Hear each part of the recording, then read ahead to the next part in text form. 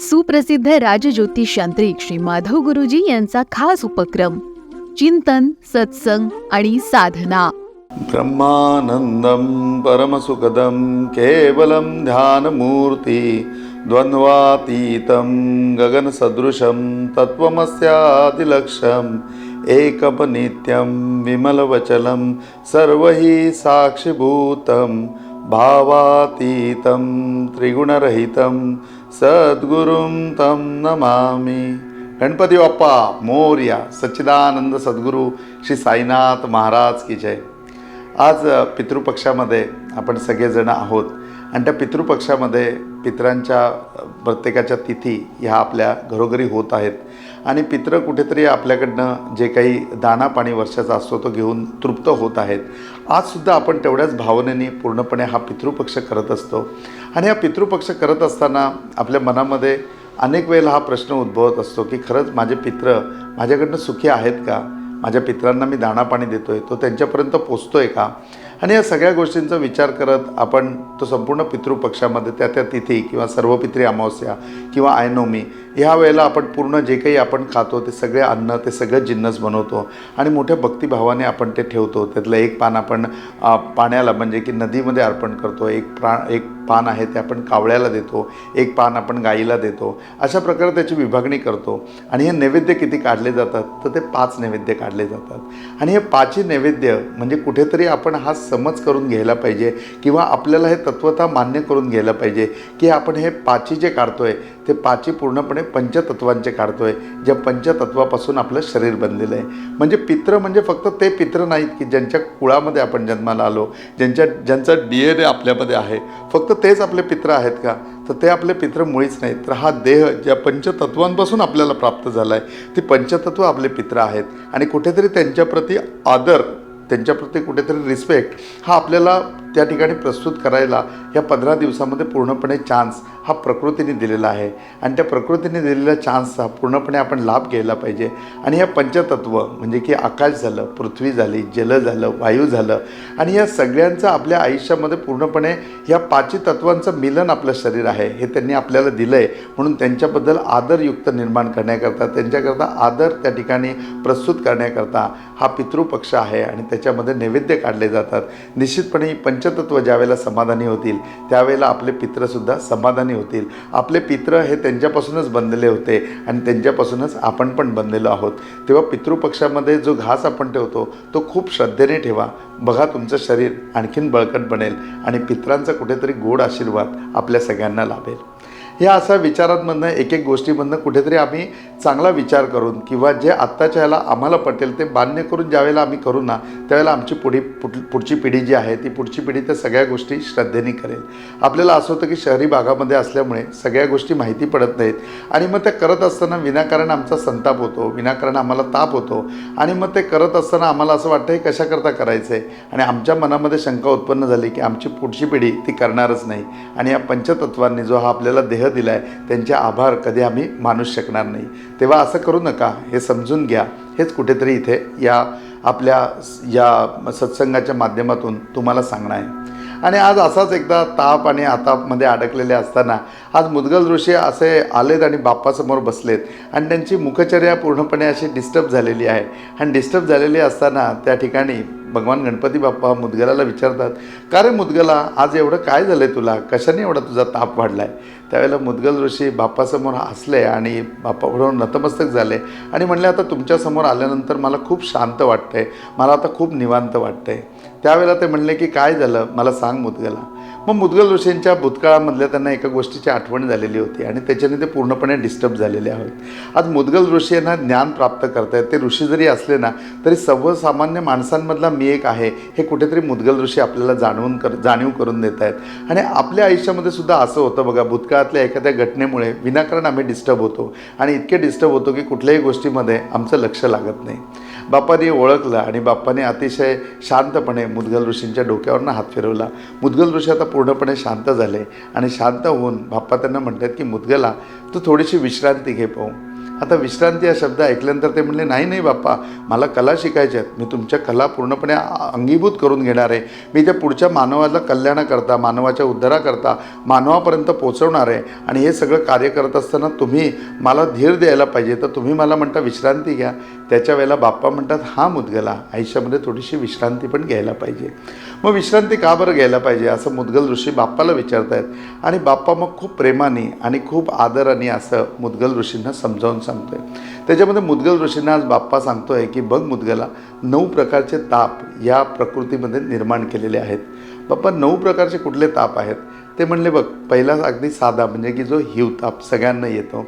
दुसरं म्हणजे की आपला ताप की जो आपल्या सगळ्यांना टेम्परेचर वाढतं आणि ताप येतो तो ताप. दुसरा म्हणजे की थंडी ताप. मग त्याच्यानंतर येतो तो मनस्ताप. त्याच्यानंतर येतो तो संताप. त्याच्यानंतर मग येतो तो आदिभौतिक ताप. त्याच्यानंतर मग जो येतो तो आध्यात्मिक ताप. आणि याच्यावरती जो येतो तो पूर्णपणे भौतिक ताप. अशा प्रकारचे संपूर्ण 9 प्रकारचे ताप आज बाप्पा त्या ठिकाणी मुद्गल ऋषींना सांगतात. त्याच्यामध्ये मग मुद्गल ऋषी म्हणतात, बापरे बाप्पा, ताप हा प्रकार मला माहिती होता, त्याच्यामध्ये संताप मला माहिती होता, मनस्ताप मला माहिती होता, पश्चाताप मला माहिती होता, परंतु हे 9 प्रकारचे ताप मला खरंच माहिती नव्हते. त्याला बाप्पा म्हणला, अरे मुद्गला, हेच तर समजावून सांगणं माझं काम आहे. आणि हे ज्यावेळेला समजेल ना तेव्हा माझ्या कला तुला अवगत होतील ना, त्याशिवाय कशा अवगत होतील. पण एक मात्र चांगला, मी तुझं आज अभिनंदन करणार आहे. मुद्गल ऋषी म्हणले, बाप्पा कशाबद्दल अभिनंदन करणार आहे? अरे किती छान अभिनय तू करून दाखवलास. बघ तू आल्यानंतर मला कळलं की आज तुला काहीतरी ताप झालेला आहे आणि तुझ्या विश्रांतीची गरज आहे. म्हणले बाप्पा म्हणजे? अरे बघ, म्हणजे तू त्यावेळेला तुझी असलेली मुखचर्या, त्यावेळेला तुझं संपूर्ण असलेली तुझी बॉडी लँग्वेज, याच्यामध्ये माझ्या लक्षात आलं की हा तू कुठेतरी केलेला अभिनय आहेस. हा तू न जाणते म्हणजे की काही न जाणता तू हा केलेला आहेस, असं तुझ्याकडनं होतं आहे. आणि अशा अनेक तुझ्या बाबतीत होतं. हीच तर माझी अभिनय कला आहे ना, हीच तर तुम्ही सादर करत असता. आणि ती सादर करत असता म्हणून प्रत्येक नातं तुम्ही टिकवून ठेवत असता. बाप्पा आता मला दुसरं काही नको, मला आता पहिले तापाबद्दल सांगा. मुद्गल ऋषींनी आग्रहाने बाप्पाला विनंती केली. बाप्पा म्हटला, बघ पहिला येतो थंडी ताप. तो थोड्याशा काही याच्याने निघून जातो, म्हणजे उपचाराने निघून जातो. त्याच्यानंतर तुला येतो तो हिवताप, जो तू औषध घेतल्यानंतर निघून जातो. मग येतो संताप, तो काही वेळानंतर पूर्णपणे निर्मूलन होत जातो. परिस्थितीमध्ये बदल झाल्यानंतर तो निर्मूलन होतो. त्याच्या पुढे येतो तो तुला पश्चाताप. जो पश्चाताप तुझ्यामध्ये येतो, तो पश्चाताप कशामुळे येतो? तर भूतकाळामध्ये एखादी चुकीची गोष्ट केल्यामुळे, भूतकाळातल्या एखाद्या घटनेची आठवण झाल्यामुळे तुझ्या मनामध्ये पश्चाताप निर्माण होतो. बाप्पा खरं आहे, ह्या गोष्टीमुळेच माझ्या मनामध्ये पश्चाताप मगाशी निर्माण झाला होता. आणि त्या पश्चातापाचं हे मला आता कळलं की भूतकाळातल्या गोष्टींमुळे तो निर्माण होतो. त्याच्या पुढे जे आहे ते भौतिकमधला ताप. हा माणसामुळे माणसाला निर्माण होतो, म्हणजे एका माणसाच्या चुकीच्या गोष्टीमुळे दुसऱ्या माणसाला निर्माण होतो. दुसरा आहे आदिभौतिक ताप. आदिभौतिक ताप जो आहे तो आदिभौतिक ताप असा आहे की माणसाच्या व्यवहारामुळे, म्हणजे काही माणसे मुळातच दुष्ट प्रवृत्तीचे असतात आणि त्यांच्यामुळे ते दुसऱ्याला ताप देत असतात. जसं की दुर्योधन, आपल्याला उदाहरण द्यावं म्हणून हे नाव या ठिकाणी सांगितलं. आणि तिसरा असतो तो म्हणजे आध्यात्मिक ताप. आता आध्यात्मिक ताप म्हणजे काय? तर तुमच्या हातामध्ये काहीही नाही आहे, म्हणजे की तुमच्या हातामध्ये काहीही नसताना केवळ आणि केवळ निसर्गाच्या कोपामुळे, म्हणजे की निसर्गामध्ये काही वादळ निर्माण झालं म्हणून तुम्हाला त्या प्रकारे ताप भोगावा लागतो. त्याला म्हणतात हा पूर्णपणे आध्यात्मिक ताप. आणि मग तेव्हा आदिभौतिक ताप कुठला? त्याच्या वेळेला म्हणले की आदिभौतिक तापामध्ये असं असतं की तुझ्या शरीरामध्ये तुला रोग जडला, मग तुझ्याकडे कितीही संपत्ती असली तरी त्याचा काही उपयोग होणार नाही. शरीरातल्या रोगामुळे जो ताप निर्माण होतो तो पूर्णपणे आदिभौतिक ताप असतो. मग हे सगळे ताप समजल्यानंतर हे 9 प्रकारचे ताप आहेत. काही औषधांनी बरे होणार आहेत, काही इलाजांनी बरे होणार आहे, काही परिस्थिती गेल्यानंतर संताप निघून जाणार आहे. मग बाप्पा मनस्तापाचं काय? मनस्तापासुद्धा असंच आहे. एकदा वृत्ती बदलली की मनस्तापसुद्धा निघून जातो. मनस्तापसुद्धा पूर्णपणे कायमचा शांत होतो. मग बाप्पा हे ताप निर्माण तरी कशामुळे होतात? बाप्पा म्हणला, खूप छान मुद्गला प्रश्न विचारलास. हा मुद्गला आपल्या वृत्तीमुळे हे संपूर्ण आपल्यामध्ये निर्माण होतात. आपल्यामध्ये वेगवेगळ्या प्रकारच्या वृत्ती आहेत आणि या वृत्तीमुळे ह्या आपल्यामध्ये ताप निर्माण होतात. मग बाप्पा हे ताप निर्माण नसतील करायचे, हे ताप पूर्णपणे घालवायचे असतील तर मी काय करायला पाहिजे?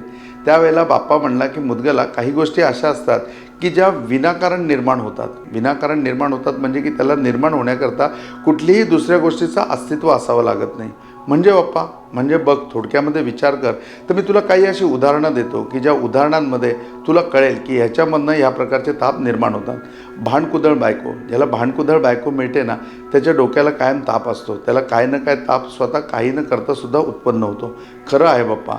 दुसरं उदाहरण बाप्पा देतो की त्याच्यामध्ये विधवा मुलगी ज्याच्या पदरी येते त्याला कायम ताप तिच्या बापाला सहन करावा लागतो. तो ताप पूर्ण प्रकारचा असतो. तिसरा ताप जो आहे तो मूर्ख मुलगा जन्माला आला तर मूर्ख मुलामुळे तो ताप निर्माण होतो. तो ताप सगळ्यांना सहन करावा लागतो. दुसरी गोष्ट म्हणजे की याच्या व्यतिरिक्त गावगुंड, एखाद्या गावातला जो गुंड असतो त्या गुंडामुळे विनाकारण त्रास भोगावा लागतो. तर हा सुद्धा एक प्रकारचा तापच आहे की जे काही कृत्य न करता सुद्धा तुमच्यामध्ये उत्पन्न होतो, तुम्हाला तो सहन करावा लागतो. त्याच्या पलीकडे राजाने तुम्हाला लुटणं ही जी घटना आहे की तुम्ही कुणाकडे दाद मागणार, त्याच्यामुळे निर्माण होणारा ताप आहे हा तुम्हाला सहन करावा लागतो. म्हणजे असं नाही की हा वृत्तीमध्येच ताप असावा लागतो, तुम्ही काही न करता सुद्धा ताप तुम्हाला भोगायला येऊ शकतो. मग बाप्पा असं कुठलीच गोष्ट नाही का की ज्या गोष्टीमधनं पूर्णपणे हा तापाला आराम मिळेल, हा ताप मी विसरून जाईन म्हणून. बाप म्हणलं म्हणून तर मुदगला मी तुला सांगितलं की तू पूर्णपणे विश्रांती घे म्हणून. या सगळ्या तापावरती एकमेव औषध काय असेल तर ते म्हणजे विश्रांती. बाप्पा म्हणलं विश्रांती? विश्रांती म्हणजे कुठली विश्रांती बाप्पा तुम्ही मला सांगताय? विश्रांती म्हणजे पूर्णपणे आराम आपण घेतला पाहिजे. कधी कधी बघा आपण डॉक्टरांकडे जातो आणि डॉक्टरांना सांगतो की मला ना कसं तरी होतं आहे, मला अजिबात बरं वाटत नाही आहे. त्यावेळेला डॉक्टर आपल्याला तपासतात आणि तपासल्यानंतर म्हणतात काही नाही, थोडीशी कणकण आहे, खरं तर गोळीची आवश्यकता नाही, पण ही अर्धी पॅरासिटामॉल घ्या तुम्हाला बरं वाटेल. ते अर्धी पॅरासिटामॉल आपण घेतो आणि मग त्याच्यानंतर शांतपणे आपल्याला झोप लागते आणि सकाळी आपण फ्रेश होतो. का तर डॉक्टरांना माहिती असतं की आपल्याला कुठेतरी विश्रांतीची गरज आहे. मग ही विश्रांती किती प्रकारची आहे ते बाप्पा आत्ता मुदगल ऋषींना सांगतायत. ते म्हणले प्रत्येक गोष्टीमध्ये माणसाला विश्रांती हवी.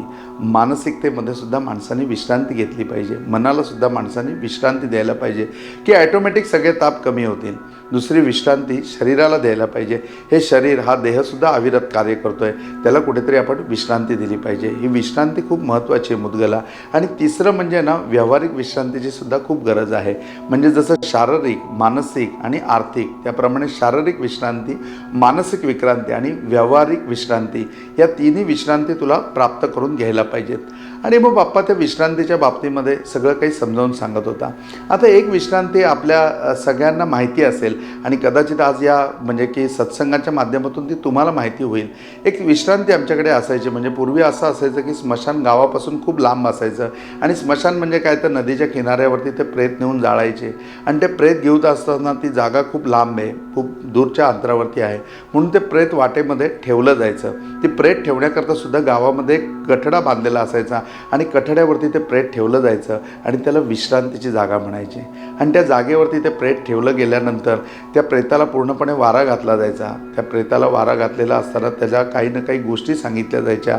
त्याच्या पाठीमागे उद्देश होता की विश्रांती, म्हणजे की याच्या आयुष्यामध्ये हा खूप दमला भागला असेल, काय माहिती त्याला विश्रांती घ्यायला मिळाली असेल का नसेल. तर आज इथून जाताना हा देह सोडत असताना, हा देह पंचतत्वामध्ये विलीन होत असताना कुठेतरी त्याला विश्रांती मिळाली पाहिजे, कुठेतरी तो शांत व्हायला पाहिजे. म्हणून त्या ठिकाणी त्या कथड्यावरती त्याला ठेवायचे. कोणी त्याची सेवा केलेली नसेल म्हणून कोणी त्याच्या पायाला तूप लावायचं, कोणी पायाला तेल लावायचं, कोणी त्या प्रेताचे पाय चेपून द्यायचे, तर कोणी त्या प्रेताला वारा घालायचे. का तर त्याला विश्रांती प्राप्त व्हावी. त्याच्या आयुष्यामध्ये तो धावलेला होता, काय माहीत त्याला विश्रांती मिळाली असेल का नसेल. मग त्या ठिकाणी 2 गटकेची विश्रांती घेतली जायची. ती विश्रांती घेतल्यानंतर ते प्रेत पुन्हा पुढे नेऊन दिलं जायचं. आणि असं करत करत कमीत कमी 2 वेळा विश्रांती घेत ते स्मशानामध्ये यायचं. स्मशानामध्ये आल्यानंतर ते लगेच सरणावर ठेवत नव्हते, तिथे सुद्धा त्याला विश्रांती देत होते की कुठेतरी त्याचं कोडकौतुक करायचं राहिलं असेल, कोणी त्याला आदर केला असेल किंवा नसेल, कोणी त्याला भूक लागली असेल किंवा नसेल, सगळ्या गोष्टी बघितल्या जायच्या. कुठेतरी शिदोरी त्या प्रेताबरोबर दिली जायची, कुठेतरी भाकर तुकडा त्याच्याबरोबर दिला जायचा की काय माहीत तो दमून भागून आल्यानंतर त्याला गरम अन्न भेटला असेल किंवा नसेल, कधी तो भुकेलेलाही राहिला असेल, त्याची विश्रांती झाली नसेल, तर त्याला ते अन्न मिळावं, त्याने थोडीशी विश्रांती घ्यावी. अशा प्रकारची विश्रांती प्रेताला दिली जायची की त्याप्रमाणे त्याने पूर्णपणे विश्रांती घ्यावी. आणि ही विश्रांती देण्याची पद्धत आपल्याकडे खूप पुरातन काळापासून आहे. परंतु शहरी भागामध्ये आजकाल प्रेत म्हणजे डेड बॉडी नेण्याकरता सुद्धा रथ आहेत किंवा ॲम्ब्युलन्समधनं ते प्रेतयात्रा नेली जाते. त्यामुळे विश्रांती वगैरे हा प्रकार नाही. आणि आमच्या आयुष्यामध्ये कुठेतरी भूतकाळामध्ये आम्ही डोकावून घेतलं पाहिजे की हे सगळे ताप आपल्या जीवनात आहेत ना, तुम्ही काय आणि मी काय, आपल्या सगळ्यांच्या जीवनामध्ये थंडी ताप आहे, संताप आहे, मनस्ताप आहे, पश्चाताप आहे, भौतिक ताप, आधिभौतिक ताप आणि आध्यात्मिक ताप. कुठला बाप्पा सांगत नाही असा ताप 9च्या 9 ताप आमच्या सगळ्यांच्या वाटेला आहेत. आणि आम्हाला एवढे दिवस त्याचं उत्तर माहिती नव्हतं. आज आम्हाला उत्तर मिळालं आहे की आमच्याकडे विश्रांतीच नाही. खरंच आपल्याकडे सवड नाही आहे. आपण कुठल्या त्या घड्याळाच्या काट्याला विनाकारण आपलं आयुष्य लावून घेतलं आहे आणि त्याच्या पाठीमागे आपण धावत असतो आणि उगाचच आपला गैरसमज आहे की मी धावतोय म्हणून सगळं होतंय.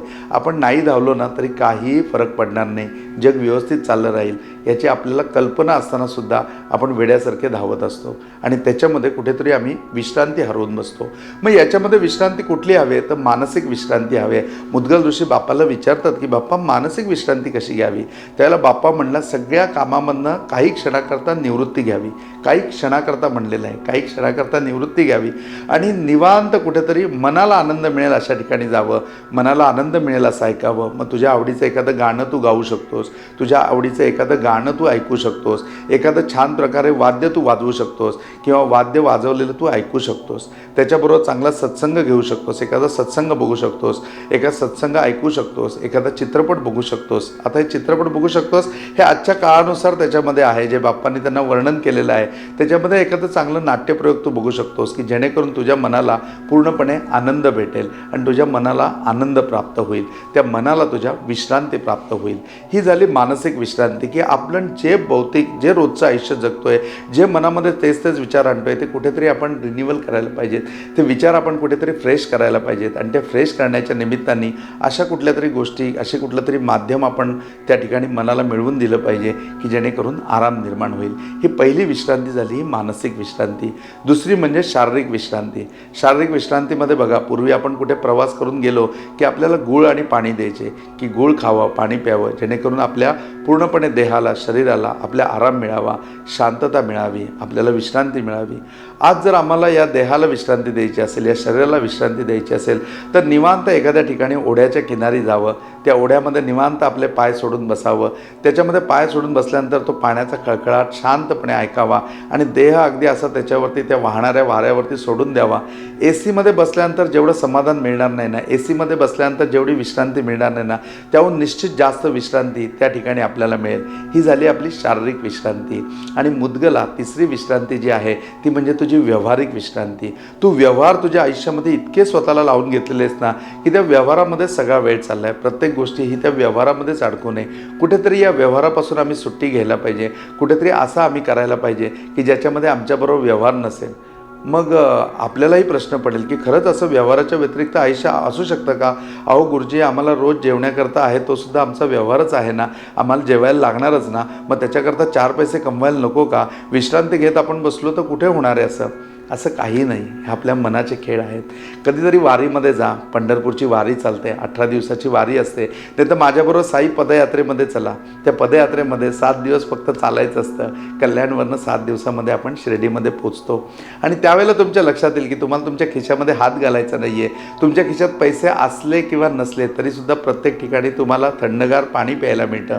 नाश्त्याच्या वेळेला तुम्हाला गरम गरम नाश्ता मिळतो. जेवणाच्या वेळेला पूर्णपणे तुम्हाला जेवण मिळतं. मग त्यावेळेला कुठेतरी आम्हाला कळतं की हा व्यवहार सगळं काही नाही आहे, ह्याच्याकरता पैसे कमवलेच पाहिजेत असं नाही आहे. सगळ्या गोष्टी आम्हाला मिळतील.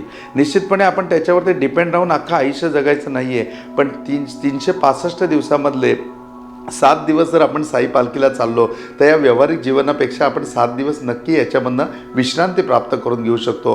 व्यवहारामध्ये विश्रांती प्राप्त करून घेऊ शकतो. व्यवहारामधली विश्रांती ही खूप महत्त्वाची आहे. मुद्गलाला या तिन्ही प्रकारच्या विश्रांती बाप्पा समजावून सांगतोय आणि आमच्या आयुष्यामध्ये सुद्धा आम्हाला जर ताप संपवायचा असेल तर आम्हाला सुद्धा आयुष्यामध्ये कुठेतरी विश्रांती घ्यायला पाहिजे. आम्हाला सुद्धा आयुष्यामध्ये कुठेतरी विश्रांतीची सवय करून घ्यायला पाहिजे. आणि विश्रांती ज्यावेळेला आपण प्राप्त करून घेऊ ना, ती काही क्षणांची असेल, पण ती काही क्षणांची विश्रांती पुढे कितीतरी वर्ष आयुष्य आम्हाला ताजंतवानं ठेवण्याचा प्रयत्न करेल. कुठेतरी आम्हाला ती ताकद निर्माण होईल, कुठेतरी ते आम्हाला बळ निर्माण होईल. तेव्हा आपण सगळेजण तापाने गाजलेलो आहोत आणि त्या 9 प्रकारच्या तापातून जर आम्हाला सुटायचं असेल तर निश्चितपणे आम्ही विश्रांती प्राप्त करून घ्यायला पाहिजे. तुम्हाला मानसिक विश्रांतीची गरज असेल तर तुम्ही मानसिक विश्रांती घ्या. कुणाला शारीरिक विश्रांतीची गरज असेल तर त्यांनी शारीरिक विश्रांती घ्या. आणि याच्या व्यतिरिक्त व्यावहारिक तुम्हाला विश्रांती घ्यायची असेल तर निश्चितपणे पदयात्रेला माझ्याबरोबर चला. डिसेंबर महिन्यामध्ये आपण 7 दिवस पदयात्रेला जाऊया आणि व्यावहारिक विश्रांती पूर्णपणे शिकूनही घेऊया आणि आत्मसातसुद्धा करूया. बाप्पाच्या कला एक एक आपल्यामध्ये आपल्याला अंगीभूत करायच्याच आहेत आणि त्या होतसुद्धा आहेत. अभिनय आपल्याला कळला आहे. कुठेतरी वाचासिद्धी आपल्याला कळली आहे, कुठेतरी संमोहन आपल्याला कळलं आहे, कुठेतरी चातुर्य आपल्याला कळलं आहे आणि त्याचबरोबर दुसऱ्याच्या मनातलं ओळखण्याची कलासुद्धा आपल्याला अवगत झाली आहे. का तर आपण आता तापविरहित आहोत. आपल्या आयुष्यामध्ये आपल्याला विश्रांती प्राप्त झाली आहे. तेव्हा या विश्रांतीमध्ये आज इथेच रमूया, आज इथेच थांबूया. ओम साईराम.